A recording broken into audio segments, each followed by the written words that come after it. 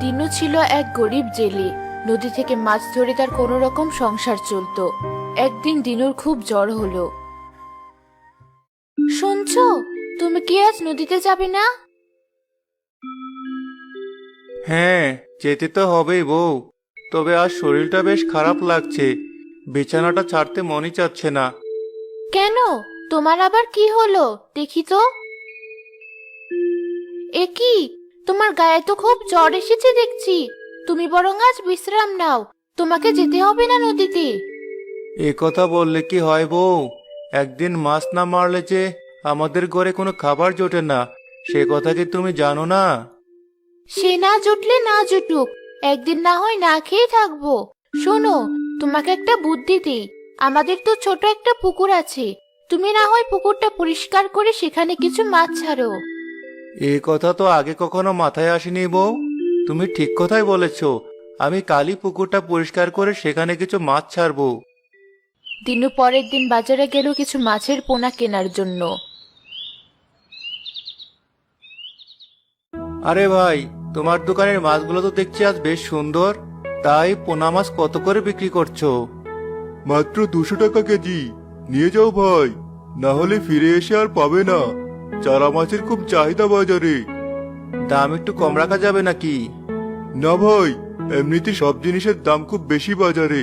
শুধু আমাদের মাছ ব্যবসায়ীদের বেহাল অবস্থা। নিতে হলে নাও, না হলে অন্য কোথাও দেখো। না না ভাই, আমাকে 5 কেজি চারা মাছ দাও।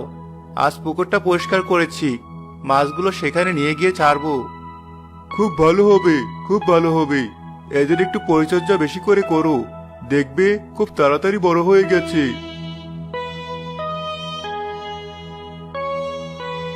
দিনু মাছগুলো নিয়ে এসে তার পুকুরে ছেড়ে দিল।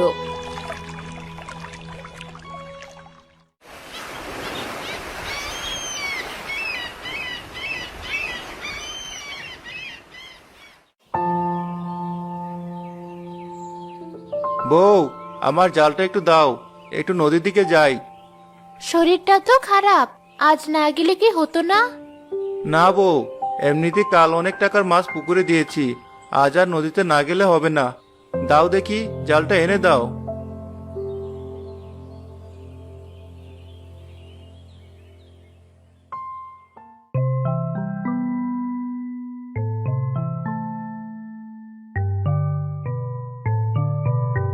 আরে, এত সুন্দর একটা মাছ এভাবে কাদায় আটকলো কিভাবে? যাই, আমি বরং মাছটি নদীতে ছেড়ে দিয়ে আসি।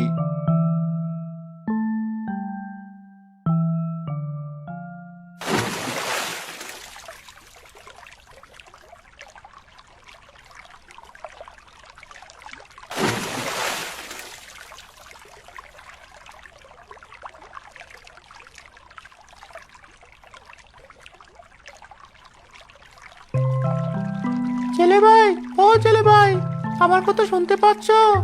ও ছেলে ভাই। মাছ? আরে, আমি একটু আগে যে মাছটা ছেড়ে দিলাম, এটা তো সেই মাছ। ছেলে ভাই, তুমি বুঝি আমার সাথে কথা বলবে না? আরে না না, আমি ভাবছি তোমাকে তো আমি একটু আগে কাদা থেকে উঠিয়ে ছেড়ে দিলাম, তাহলে।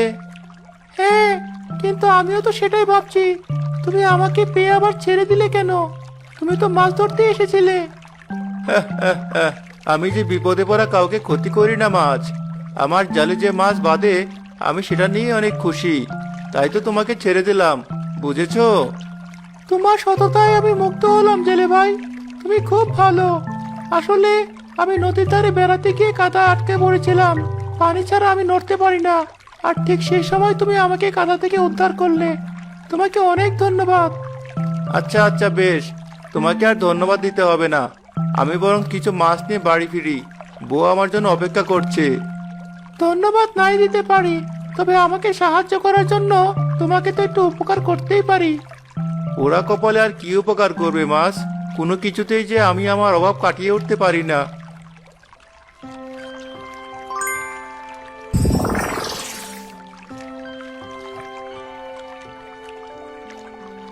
এটা নীল মাছ, তবে এর অনেক শক্তি। এর সংস্পর্শ যেসব মাছেরা থাকবে তারাও এর মতো নীল হয়ে যাবে। আর এদের বয়স 1 মাস হওয়ার পরেই প্রতিটি মাছের পেটে সোনার ডিম থাকবে। এই মাছ কখনো কমবে না তোমার পুকুর থেকে। সোনার ডিম? বাহ, সত্যি বলছো? সোনার আবার ডিম হয় নাকি? হবে হবে, সব হবে।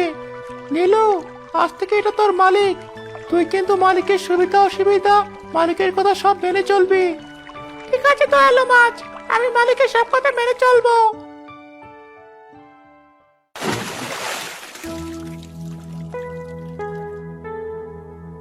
মাছটি কি একা একা রাখবো নাকি পুকুরে ছেড়ে দিব?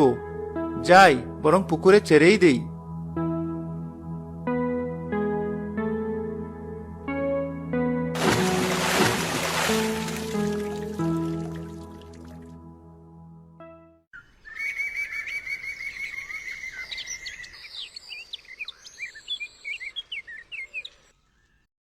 কিছুদিন পর। তুমি তো দেখছি নদীতে মাছ ধরতে যাওয়া ছেড়ে দিয়েছো। আজ কতদিন হয় মাছ খাই না। তুমি বরং একটা কাজ করো, দেখো তো পুকুরের মাছ বড় হয়েছে নাকি। পুকুরে গিয়ে কিছু মাছ মেরে আনো।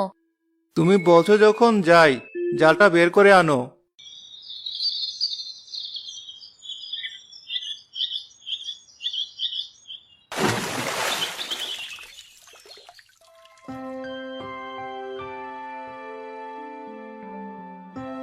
এ কি, সব মাছ নীল হয়ে গেছে?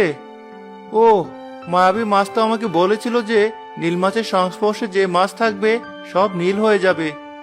ইস, আমি ভুলে গেলাম কি করে। বলে গেছে তো কি হয়েছে মালিক? মাছ মেরে তো আর খেয়ে ফেলুনি। আর কিছুদিন পরেই মাছেদের বয়স 1 মাস পূর্ণ হবে। তুমি তখন এসে মাছ মেরে খেও, আর মাছের পেট থেকে সোনার ডিম বের করে নিও। আচ্ছা আচ্ছা, ঠিক আছে নীল মাছ, আমার আর ভুল হবে না। আমি বরং বাড়ি ফিরে যাই। কি হলো, মাছ না নিয়ে যে বাড়ি ফিরে এলে? পুকুরে কি মাছ নেই? আছে গিন্নি, আছে, তবে এখন মাছ মারা যাবে না, বুঝলে? সে কি কথা? কেন, মাছে আবার কি হয়েছে?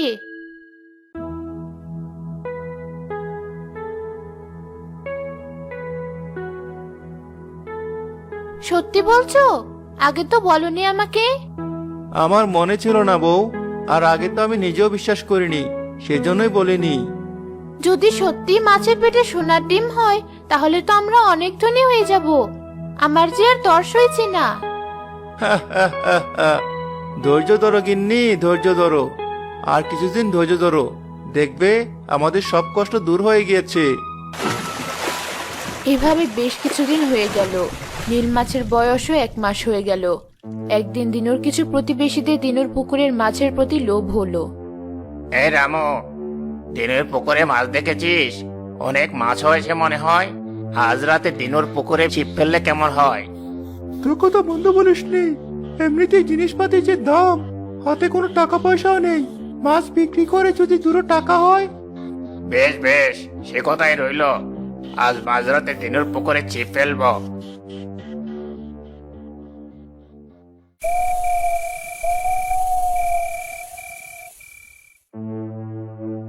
সেই রাতে রাকেশ ও রামু গেল দিনুর পুকুরে মাছ চুরি করতে। একবার ছিপ ফেলার সাথে সাথে কিছু মাছ গেল নীল মাছের কাছে। খুব বড় সর্বনাশ হচ্ছে। মালিকের পুকুরে চোরেরা হামলা দিয়েছে। তারা পুকুরে ছিপ ফেলছে মাছ ধরার জন্য। কি বলছো? তাড়াতাড়ি সব মাছকে সতর্ক করে দাও, কেউ যেন পুকুরের ধারে না যায়। আমি দেখছি ওদেরকে কি করা যায়। সাবধান সাবধান, কেউ পুকুরের ধারে যেও না। চোরেরা আমাদের ধরার জন্য ছিপ ফেলেছে। এদিকে অনেক সময় ধরে ছিপ ফেলার পরেও কোনো মাছ উঠছিল না। দেখ, এই পুকুরে কোনো মাছ নেই নাকি? এখন পর্যন্ত একটা মাছও ছিপে উঠলো না। রাকেশ, মনে হচ্ছে পুকুরের মাঝে ছিপটা ফেলতে হবে।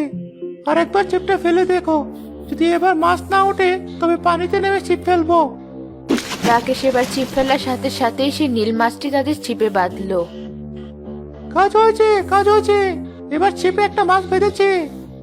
দেখ রামু, মাছটা দেখতে কত সুন্দর। নীল মাছ, এটা তো সমুদ্রের মাছ। এই মাছের যে অনেক দাম। মাছটা ওই বালতির ভিতর রেখে দে, না হলে কিন্তু আবার পানিতে পড়ে যাবে। পড়বে না, পড়বে না। এমন আর কটা মাছ যদি ধরতে পারি, তাহলে আজ আমাদের কপাল খুলে যাবে। রাকেশ মাছটা ছিপ থেকে ছাড়াতে গেলেই মাছটা তার হাতে কাটা মেরে পানিতে লাফিয়ে পড়লো। ওরে বাবারে, মরে গেলাম। কি বজ্জাত মাছ রে বাবা, হাতে কাটা ফুটিয়ে দিল। আহ, কি যে যন্ত্রণা করছে।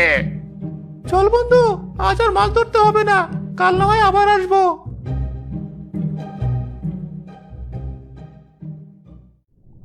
আমাদের সর্দার যদি ওদের হাতে ধরা পড়ে তাহলে ফিরবে কিভাবে? আমাদের সকলে উচিত সর্দারকে বাঁচিয়ে আনা।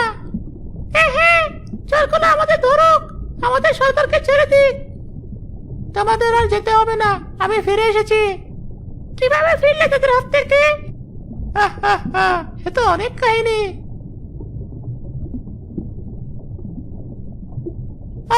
এই কথা, এতে কি ওদের শিক্ষা হবে?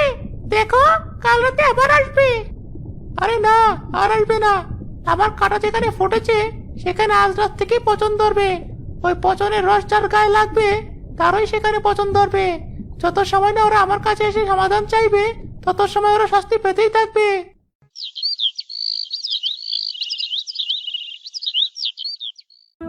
এক মাস তো হয়ে গেল, পুকুর থেকে মাছ মেরে দেখো সত্যি ওদের পেটে সোনার ডিম আছে নাকি।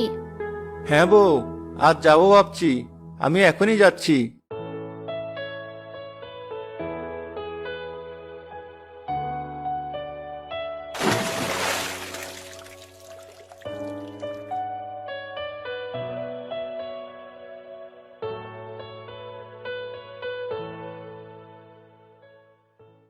বউ, নাও দেখি মাছগুলো, এবার কেটে দেখো।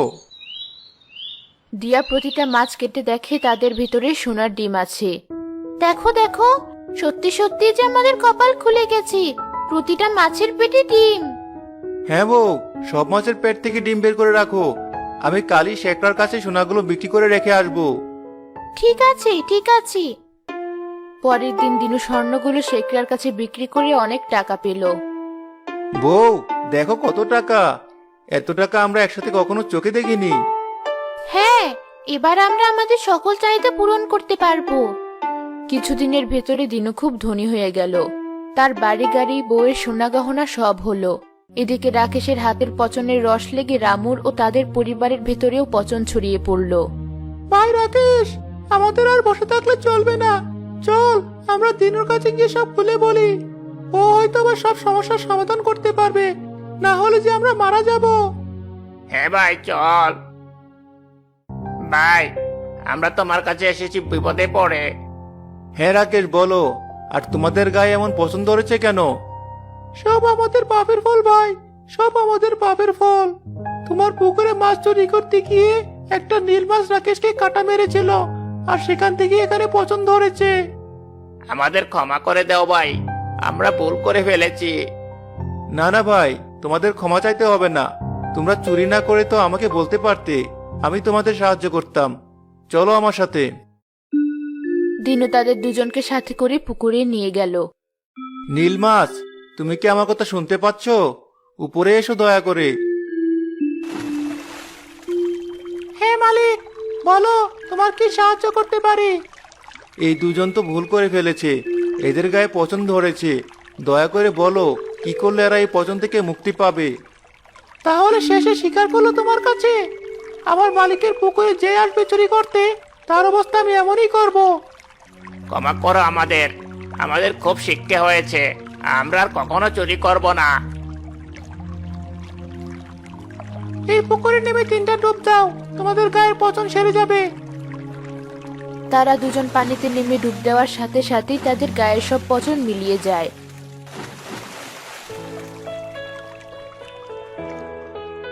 এরপর থেকে দিনুর পুকুরে নীল মাছের ভয় আর কখনো কেউ চুরি করতে আসেনি।